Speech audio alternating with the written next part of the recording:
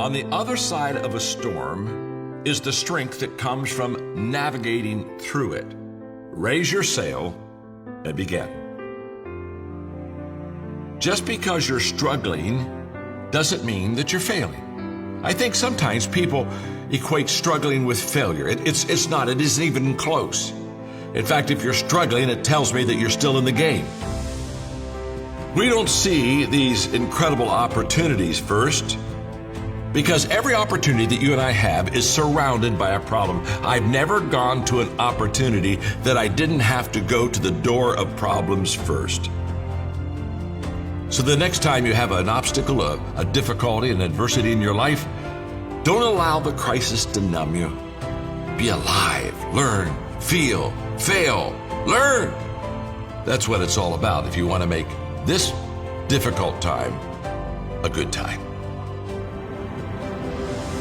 I just want you to know that there's a hero within you. I know there is.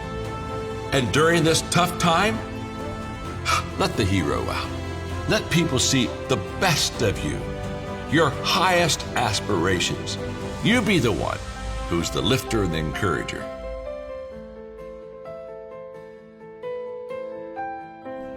Hey, welcome to today's episode of Leadership When It Matters the Most Leader Series.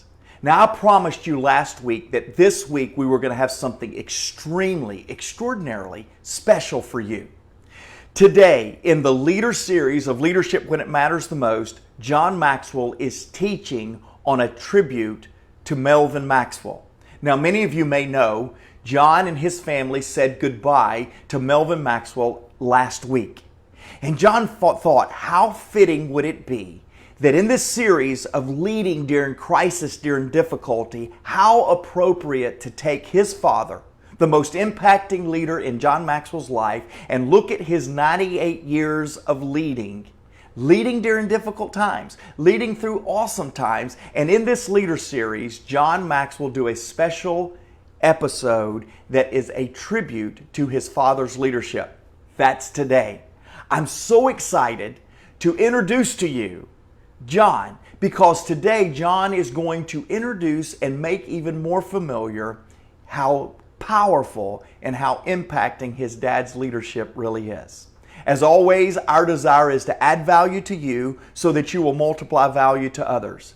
And today, John Maxwell is going to do just that. I look forward to you getting to see a leader that has made a difference. Here's John with a tribute to Melvin Maxwell. I hope you enjoy. Hey, John Maxwell here. I'm glad you're with me again for my third lesson on tribute to my father. He passed away on July 4th, 98 years of age, great man. And these lessons that I'm going to share with you, I've already done two. So if you're just catching me for the first time now, you can go back and get lesson 1, lesson 2 of tributes to my father. But when I was with him right before he died, I was alone and I sat beside him as he laid in his bed. And I on my iPhone, I just started putting lessons that I'd learned from my dad. And when I would put one down, then I would then talk to Dad about it. I said, Dad, remember you taught me this one. And it was just a wonderful alone time with my father. And I thought these lessons that he taught me that have helped me, helped my brother, helped my sister, helped our whole family, helped our children, our grandchildren, his great-grandchildren. I thought that they would be helpful to you, so I'm going to give them to you.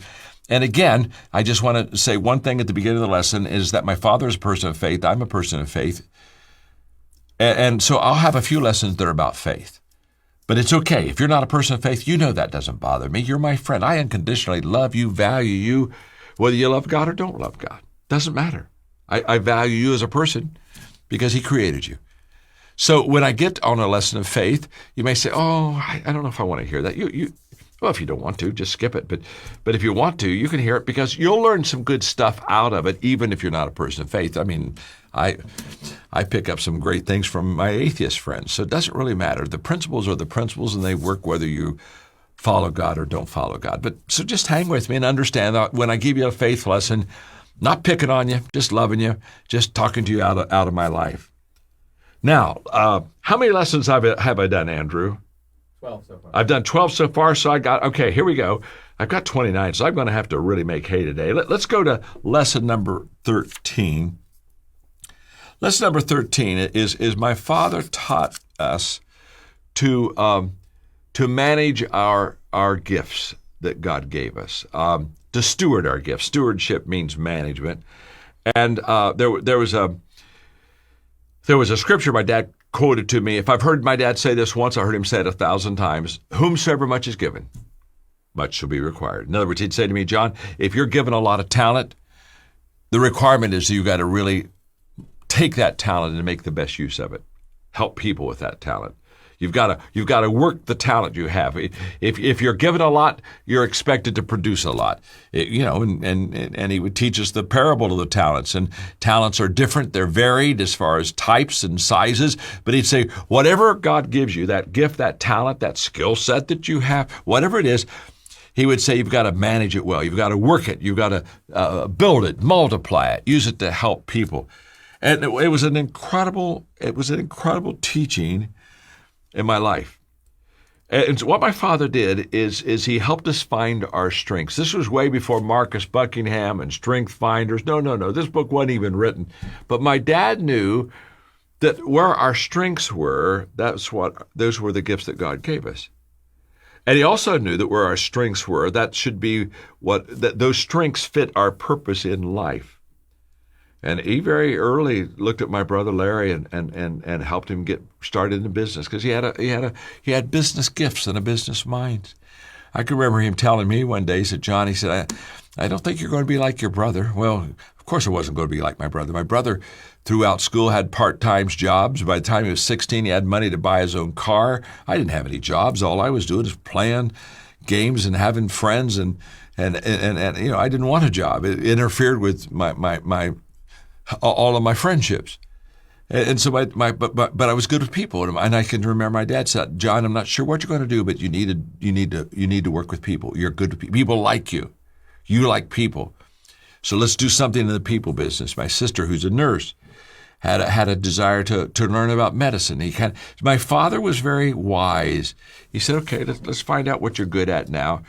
And let's manage it well, and let's practice it, and really see if this is something that you're good at, because you want to always stay in your strength zone, not your weak zone. And so Dad really kind of gave us a head start. We had a head start over a lot of kids because he already had us programmed to find our strength, and it was interesting. He would say, and when you find your strength, don't do anything else. Don't get distracted. He was kind of a one person, one thing I do kind of a man.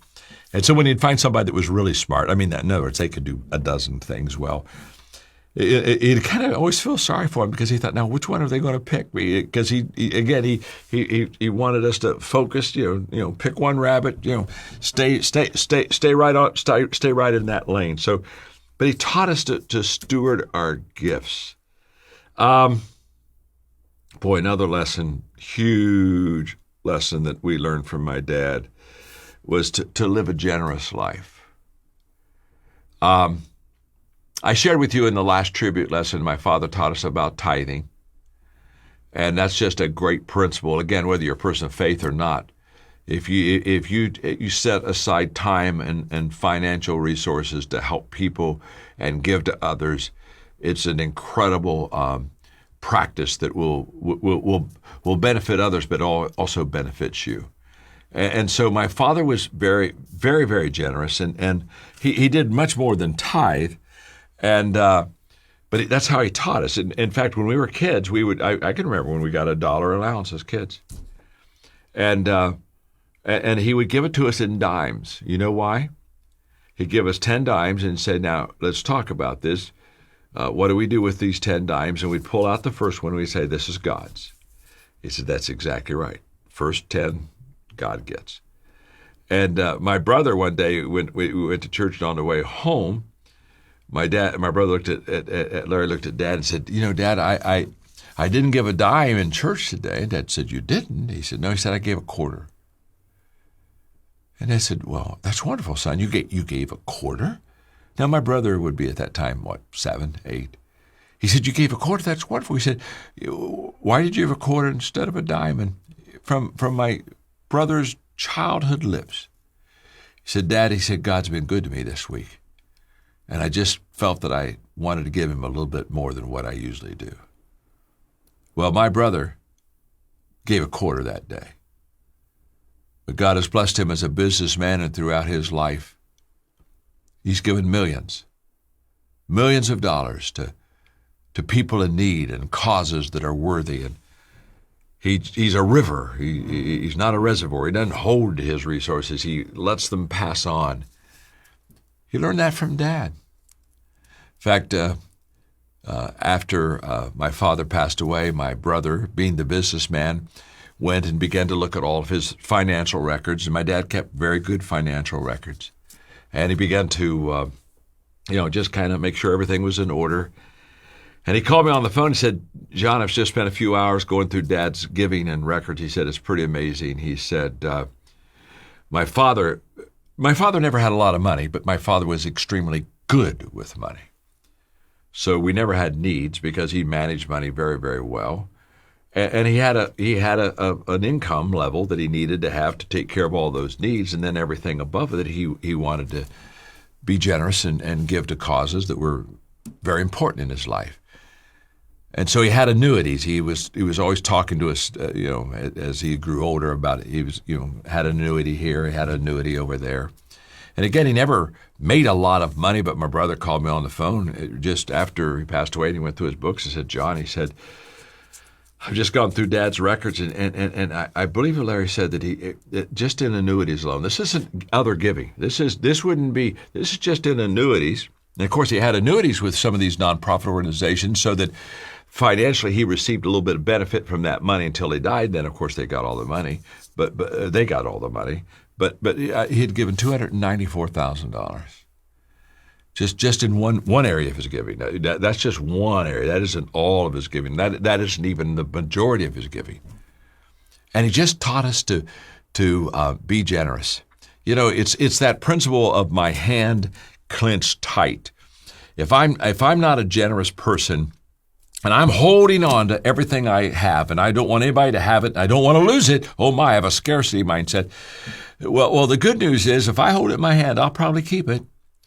But the bad news is if something comes by my hand that could resource me or add value to me, supply me with things I need, because I am so tight and so stingy and so scarcity mindset, I won't open up my hand to receive more that I could have because I just have to hold on to what I have. And so think about it like this. If you have a clenched fist in your mindset, all the blessings that come by, you can't open your hand, because you open your hand, you're afraid you're going to lose what you got.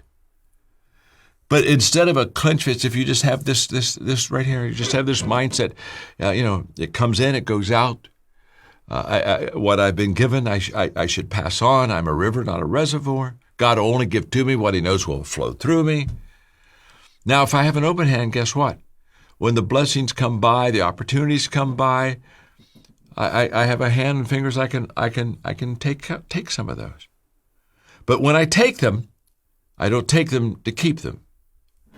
Remember this: it's a catch and release program in giving.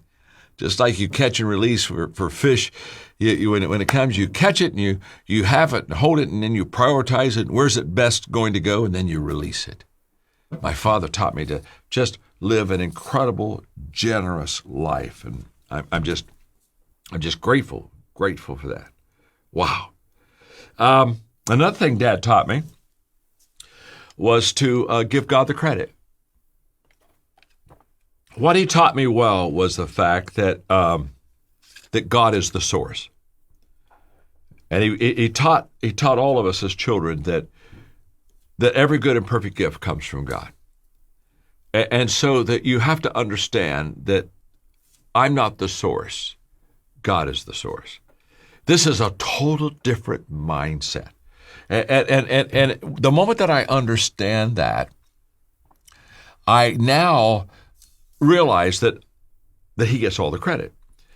This principle was taught to me greatly by my father and then by my mentor Fred Smith, who one day when I was 34, 35, I was pastoring, had the 10th largest church in America, just a kid. And so he spent the weekend with me, and we had Sunday lunch after all the services were over.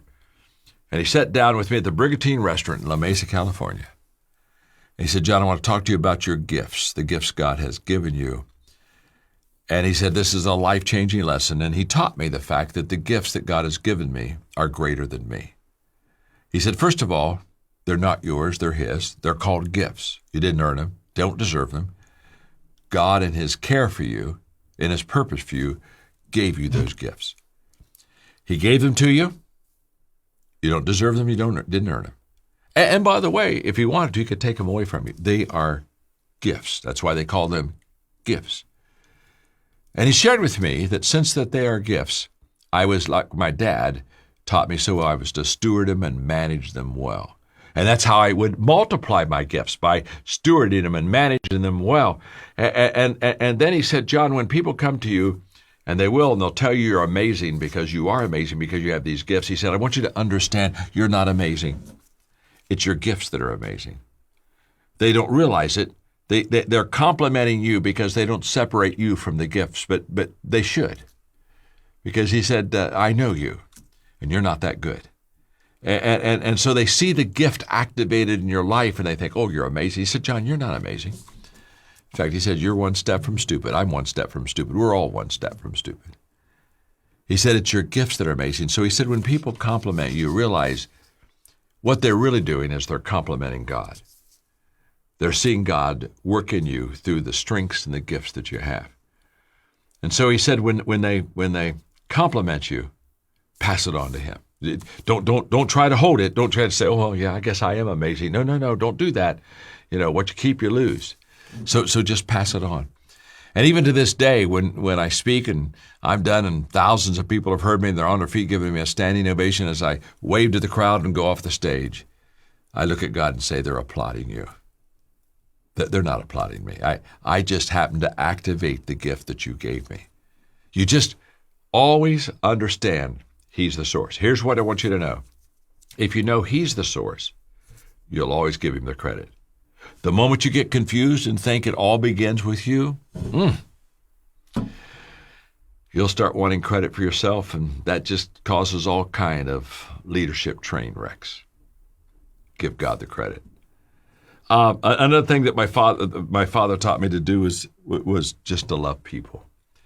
And in all the lessons I'm giving you, they're all products of loving people. I mean, when I talk about adding value to people, that traveling the high road, encouraging others, the things I'm giving you here, walking slowly through the crowd, live a generous life, all these lessons that I'm teaching you right now from my father, they really are, bottom line, all about loving people. Loving people. And so my father lived it and did it so well. Let me give you another lesson my father taught me, and that was to love and read God's word. Okay, we're on faith, but I've got something really good for you. If you're not a person of faith, you hang with me here on this because I got something I want to share with you that really help you. Now, my father read the Bible every day. In fact, he read through the Bible, hang on to your seatbelt, 87 times. I'm so amazed by that. Trust me, I'm not ever going to get close to that kind of a number. But he just loved to read God's word because he felt that that's how God basically spoke to him. In fact, I've held his Bible where every time he read it through, he would make another mark and date it. And on the inside, the front it's a tattered Bible, but boy, all the times that he's read through the Bible. Now, you say, well, John, I'm not a person of faith. How does that fit me? Well, I can tell you how it'll fit you. I can tell you exactly. Let me just say something about God's word. Whether you're a person of faith or not, it works. And it'll work in your life. In fact, I'm going to give you the Proverb challenge, okay? Proverbs, a book of wisdom written by Solomon, has 31 chapters. Not big chapters. I don't know. How long does it take you to read a chapter? A minute? Okay. Short chapters. I would like to give you the Proverbs challenge, whether you're a person of faith or not. Doesn't matter, because these principles work. I would encourage you to spend 1 month, 31 days, taking and reading one proverb a day. Just one. A minute, 2, max. You're done. I'm going to make you a promise. If every day you'll read one proverb for a month, 31 proverbs in total, I promise you, if you'll read it, and if out of that proverb you get a good business thought, or a good life thought for living, or a good leadership thought, or a good relationship thought. In other words, as you read it, if there's something you read and you say, oh, that's good, that'll help me, just kind of mark it. Here's my promise. In 1 month, you will have more thoughts, ideas, principles in leadership, life, business, relationships. In 1 month, by reading one proverb a day, it'll be the most productive idea, principle month that you've ever spent in your life. I guarantee it. I know that for a fact because I've been given the Proverbs challenge out for, I don't know, maybe 3 decades, and I've had many people come back to him, people that weren't even of faith. They didn't even have a Bible. They had to go get them a Bible, okay? And by the way, if you go get one, go get the Message. It's a paraphrase. It's easier to read. Get the Message. And they said, and then they didn't even know where Proverbs were. They had to, go find Proverbs. It's kind of in the middle of your Bible, okay? But just start reading it, and it will. I promise you, it will change your life. Change mine.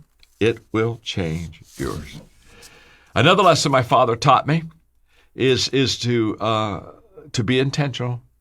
That's where my book Intentional Living comes from. My father realized again that good intentions had to be turned into good actions, and so most people, they don't lead their life. They're not intentional. They accept their life. And when you accept your life, you don't get the best that life has for you. You've got to be purposeful. You've got to be willful. You've got to be focused. And one of the principles, one of the things Dad taught me is that every night he would, just on a 3x5 card, he would write down the 3 or 4 most important things he needed to do the next day.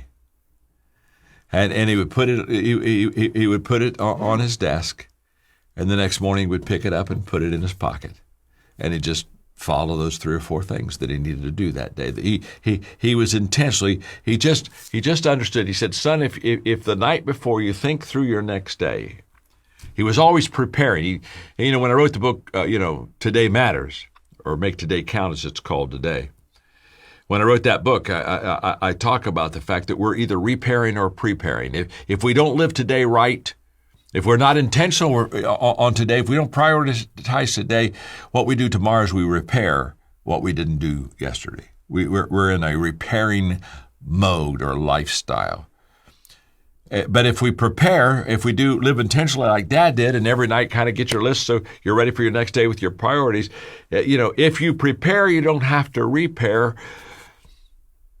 But I can tell you, you will repair if you don't prepare. That's just an absolute fact. And I learned that. I learned that from my dad. Just to live intentionally in my life. I just love that. And I wrote a book on it. And I learned it from my father. Another lesson that I learned from Dad was to see the best in others. How many times my dad would say, John, there are basically 2 sides to every person that you know. And then he'd say, there's 2 sides to me. There are 2 sides to you. And he'd say, John, you've got a good side and you got a bad side. And you got this side of ideals and dreams.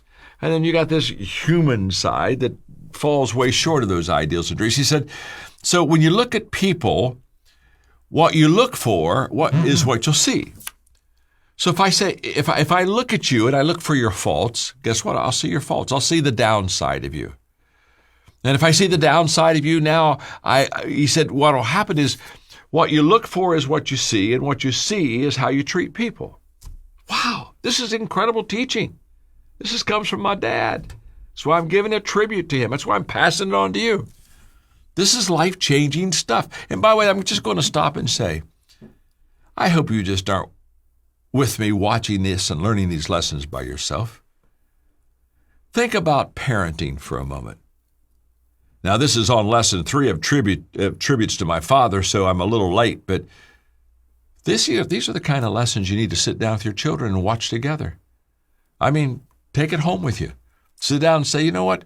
For 30 minutes, 32 minutes, we're going to listen to John just teach some lessons from his father, and let's learn them ourselves. This is a time to share with others. My dad was a master at that. If he went to a conference, he'd take me out of school. In fact, he'd tell the teacher, I'm going to educate him today. And he'd sit beside me, and we'd take notes together. What did you learn, son? And he understood to expose me to these great principles. Four lessons now, 4 lessons on tribute to my dad. Oh, my goodness. Don't hold them for yourself. Teach them to your staff. Sit down and watch them together. You know, make sure these are life-changing principles and lessons that will just absolutely do the best. And so my father said, John, see the best of others. In fact, here's what he would say. If you see the best in others, you'll bring out the best in others, and you'll receive the best from others. Just as if you see the worst in others, you'll bring out the worst in others. Yeah. What you see is what you get. And what you see is based on who you are. We don't see people as they are. We see people as we are. We put them through our grid. We don't see life as it is. We see life as we see ourselves. The first person to kind of fix is me. If I can get me right, I'll see you right. If I can't get me right, to be honest with you, I'll probably see you wrong. If I can't get me right, I'll see life wrong. So my father just said, John, you remember the 3 things that he gave me? I gave in one of my tribute lessons, believe in people, value people, unconditionally love people. That's all in seeing the best in people, because when you see the best in others, you immediately begin, this is huge, you begin to immediately bring out the very best in others. And I just love that. I just think that is so helpful. Let me give you another one. We're doing so well today. I'm moving through these pretty good, and I'm feeling good because I won't get it done today, but I'll get the lessons done in 4 tributes to my dad. That's for sure. My father was so good on teaching me to maximize my gifts. I taught you in another tribute lesson that he taught me to steward my gifts, which was to manage them. Managing your gifts by doing the things that you do well consistently and not working on your weaknesses. Maximizing my gifts is a whole different level that my dad taught me. And he basically taught me that, as Stephen Covey said, make the main thing the main thing. My father, in maximizing my gifts, basically said to maximize your gifts, you have to practice your gifts. Now, I'm going to give you an incredible formula, so get ready to write this down. To maximize my gifts, I have to practice my gifts, because how do we get better? We get better by practice. And we get better by practice if we're practicing our strengths. Because, practice doesn't make perfect, but it does make permanent. And so if I'm practicing my strengths, I'm permanently making my strengths bigger and better and maximize them. So he'd say, first of all, practice your strengths. Okay, so try it. Go out and do it. Secondly, evaluate what happened. When you finish, don't just finish and say, well, I'm done. No, you're not done when you're done.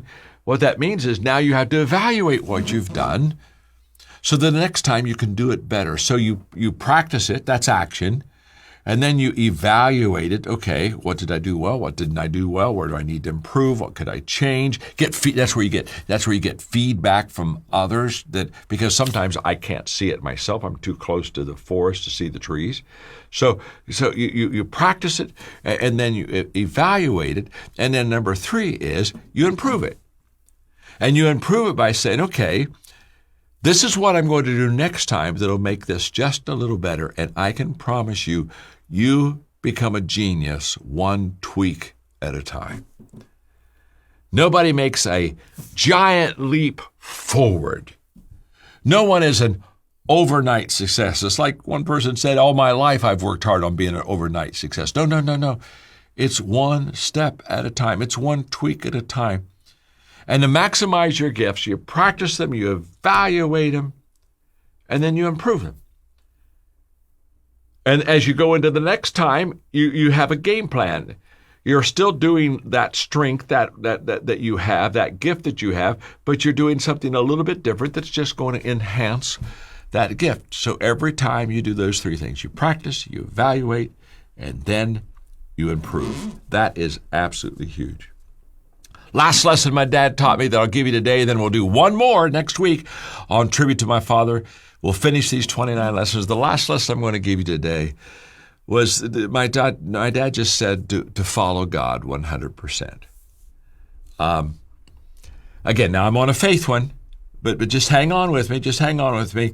You just need to be a 100%er, okay?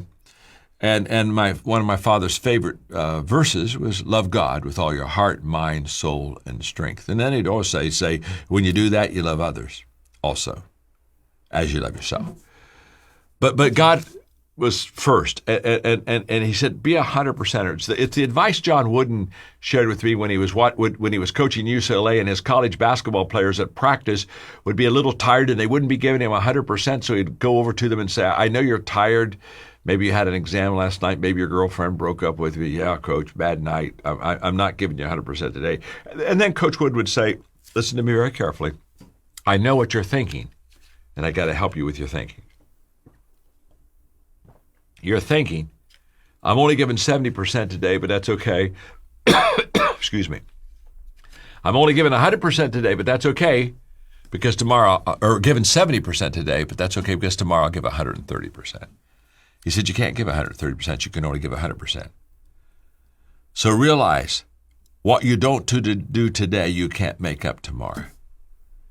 If you give me 70%, 30% is gone, lost, left on the table. You never can get it back. Make every day count. That's how my dad felt in his relationship with God. Just give him your best shot. I would also encourage you, as I talk about some of these principles and lessons, some of them are about faith, and it's possible that you would like to know God or have a relationship with God. No one's maybe ever sat down and just shared with you how to do it. Here's what I want you to do. Go to maxwellfaith.com.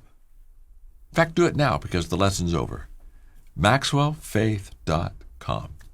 And why I want you to do that is I will share with you there the 4 pictures of God, and I will share with you how you could have a relationship with Him. And if you do that, we also have some free materials. No catch to this, no gimmick to this. A study guide that will help you in your walk with God, and then another surprise that we have for you. So if you'll just go to maxwellfaith.com, I'll talk to you about how you can know God in a personal way. I hope you've enjoyed Tribute Lessons to My Dad number 3. Next week, we'll finish it off with Tribute Lessons to My Dad number 4.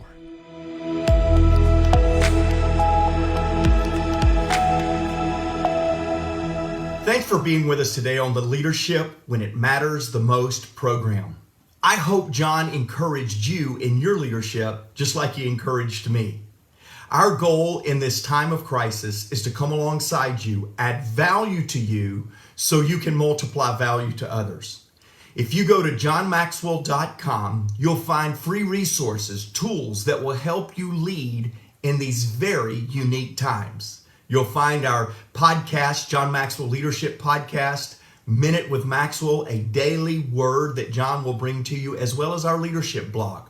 All of those resources on johnmaxwell.com, and they are free and ready for you to encourage you as well as you encourage others.